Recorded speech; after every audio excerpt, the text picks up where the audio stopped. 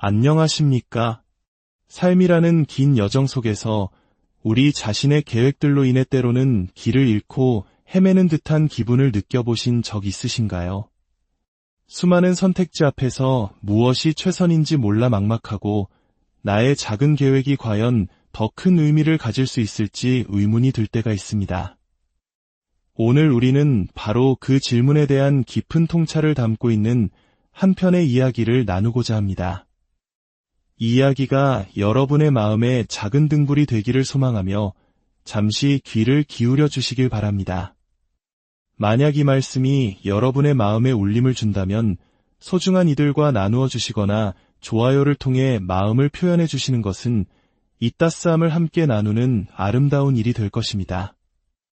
이 영상을 통해 하나님의 은혜와 평강이 여러분 모두에게 함께 하시기를 기도합니다. 이야기는 성경의 한 인물, 우리가 어릴 적부터 익히 들어온 골리앗을 무찌른 용맹한 왕 다윗으로부터 시작됩니다. 노년에 이른 다윗 왕은 자신의 일생일대의 과업이었던 하나님의 성전 건축 계획을 백성들 앞에 발표합니다. 그런데 그가 전하는 계획은 단순히 그의 머리에서 나온 것이 아니었습니다. 역대상 28장 19절에서 그는 이렇게 고백합니다. 이 모든 설계도의 세부 사항들은 주님의 손이 내 위에 임하여 기록하게 하심으로써 내가 깨닫게 된 것이다.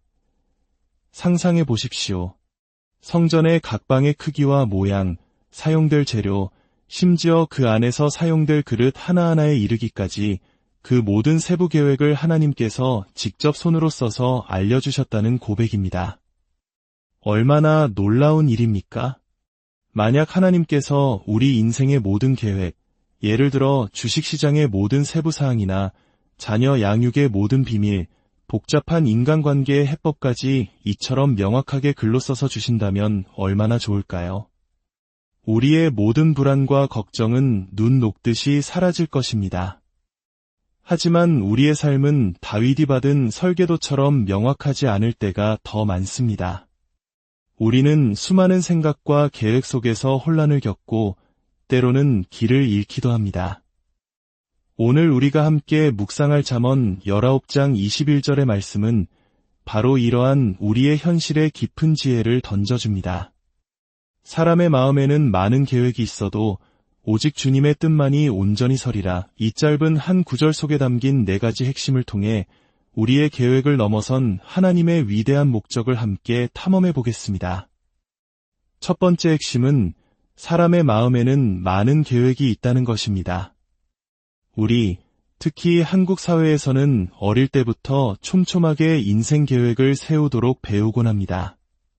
좋은 대학, 안정된 직장, 성공적인 결혼. 우리는 성공이라는 그림을 향해 쉴 새 없이 계획을 세우고 달려갑니다. 하지만 종종 우리의 계획은 너무 작거나 너무 좁은 시야에 갇혀 있을 때가 많습니다.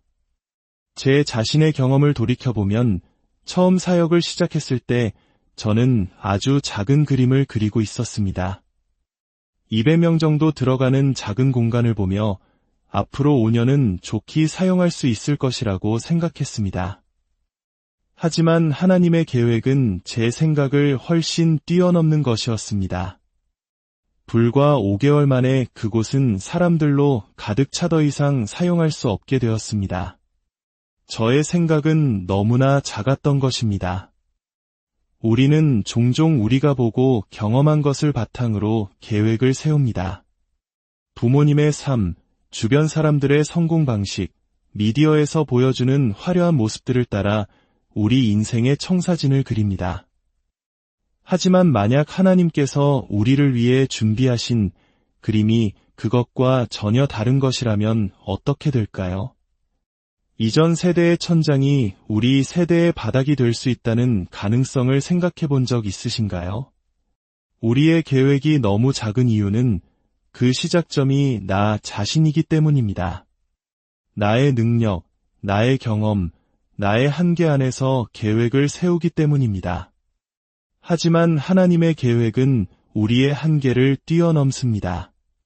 그분은 우리가 상상하지 못하는 더 큰 그림을 보고 계십니다. 하나님은 우리에게 모든 세부 계획을 미리 알려주시지 않습니다. 그분은 종종 우리의 순종을 먼저 요구하십니다. 우리가 믿음으로 첫걸음을 내디뎠을 때 비로소 다음 길이 보이기 시작합니다. 세부 사항은 순종을 따라옵니다.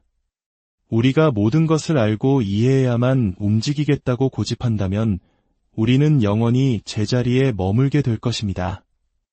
두 번째 핵심은 그 계획들이 사람의 마음속에 있다는 것입니다. 성경에서 마음은 단순히 감정을 느끼는 곳이 아니라 생각과 의지, 영혼의 중심을 의미합니다. 바로 이 마음이라는 공간에서 하나님의 음성과 세상의 소리가 함께 들려옵니다. 하나님의 거룩한 계획이 싹트는 곳인 동시에 사탄의 유혹과 의심이 뿌리내리는 전쟁터이기도 합니다. 하나님께서 다윗을 이스라엘의 왕으로 선택하셨을 때의 이야기를 기억하실 겁니다. 선지자 사무엘이 다윗의 아버지 이새의 집에 도착했을 때 그는 훤칠하고 용맹해 보이는 장남 엘리압을 보고 생각했습니다. 분명 이 사람이 주님께서 기름 부으실 자. 하지만 하나님께서는 사무엘에게 말씀하셨습니다. 그의 용모와 키를 보지 말라. 나는 사람이 보는 것과 같이 보지 아니하나니 사람은 외모를 보거니와 나 여호와는 중심을 보느니라. 하나님은 외적인 조건이 아니라 다윗의 마음을 보셨습니다. 양을 치는 평범한 목동이었지만 그의 마음은 하나님을 향한 진실함으로 가득 차 있었습니다. 우리의 마음 속에는 수많은 계획과 동기들이 뒤섞여 있습니다. 하나님을 위한 위대한 꿈을 꾸는 동시에 끔찍한 시나리오를 상상하며 불안에 떨기도 합니다. 다른 사람을 향해 축복의 말을 외치다가도 길에서 누군가와 다투며 저주의 말을 내뱉고 싶은 충동을 느끼기도 합니다. 이것이 바로 연약한 사람의 마음입니다. 바로 이 마음의 전쟁터에서 우리는 하나님의 음성을 분별하는 법을 배워야 합니다. 만약 지금 당신의 마음 속에서 극심한 영적 싸움을 겪고 있다면 그것은 당신이 미쳐가고 있다는 증거가 아닐지도 모릅니다. 오히려 그것은 하나님께서 당신의 삶에 위대한 무언가를 계획하고 계시기에 어둠의 세력이 그것을 방해하려 한다는 강력한 증거일 수 있습니다. 하나님의 청사진이 주어지는 곳에 언제나 사탄의 전투가 시작되기 때문입니다. 세 번째 핵심은 그러나 오직 주님의 뜻만이 라는 부분입니다. 여기서 우리는 그러나 라는 반전에 주목해야 합니다. 다윗 왕은 평생에 걸쳐 하나님의 성전을 짓고 싶다는 열망을 품고 있었습니다. 그것은 하나님을 향한 순수한 사랑에서 비롯된 선한 계획이었습니다. 그는 성전 건축을 위해 막대한 재료와 자금을 준비하며 철저하게 계획을 세웠습니다. 하지만 하나님의 대답은 아니었습니다. 하나님은 다윗에게 말씀하셨습니다.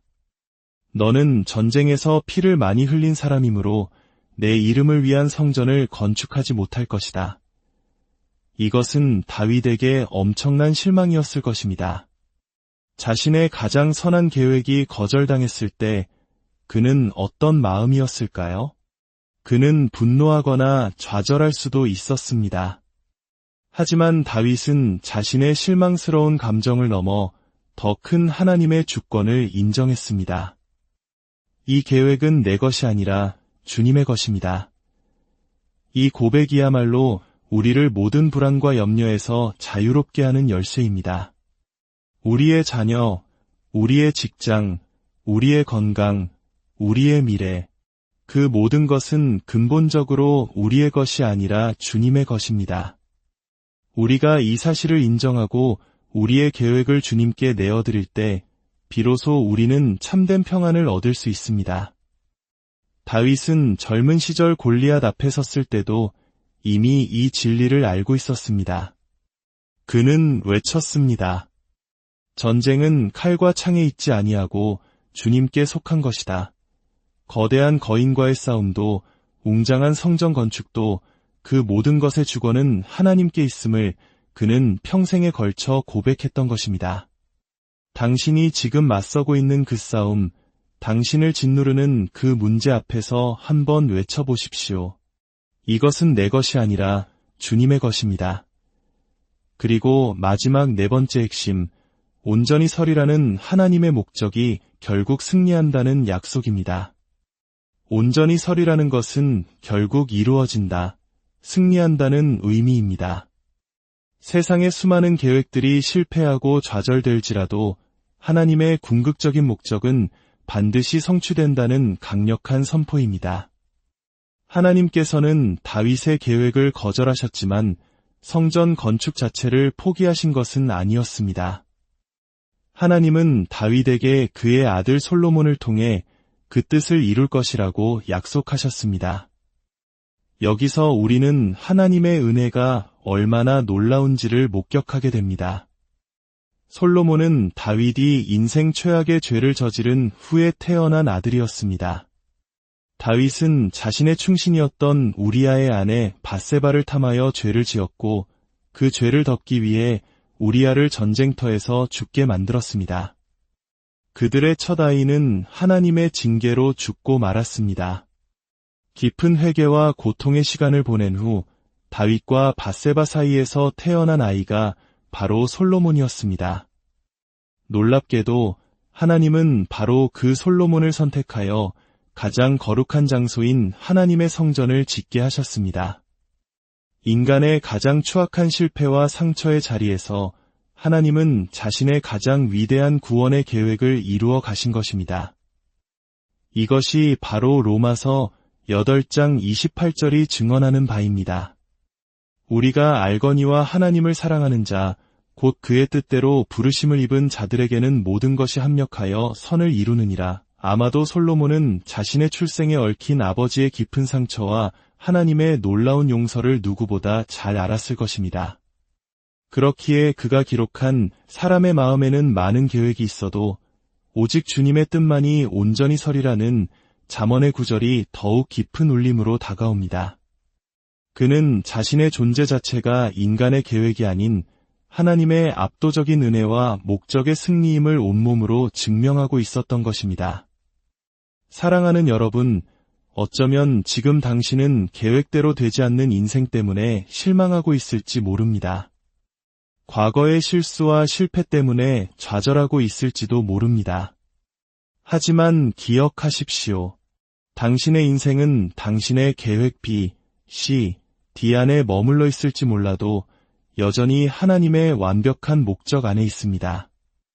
이제 우리의 계획과 염려로 꽉 쥔 주먹을 펴고 그것을 하나님께 내어드리는 시간을 가집시다.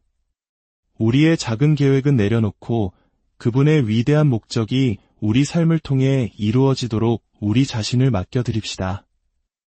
당신의 삶은 하나님께서 직접 설계하고 지어가시는 거룩한 성전입니다. 하나님 아버지, 오늘 저희에게 주신 말씀을 통해 우리의 작은 계획을 넘어선 주님의 위대하신 뜻을 보게 하시니 감사합니다. 저희의 불안과 조급함, 실망과 좌절을 모두 주님 앞에 내려놓습니다. 저희의 삶이라는 성전을 주님의 손에 온전히 맡겨드리오니 주님의 뜻대로 빚어주시고 사용하여 주옵소서. 저희의 실패마저도 합력하여 선을 이루시는 주님의 놀라운 은혜를 신뢰합니다. 우리 주 예수 그리스도의 이름으로 기도드립니다. 아멘. 여러분의 삶의 모든 걸음 위에 주님의 인도하심과 평강이 함께하시기를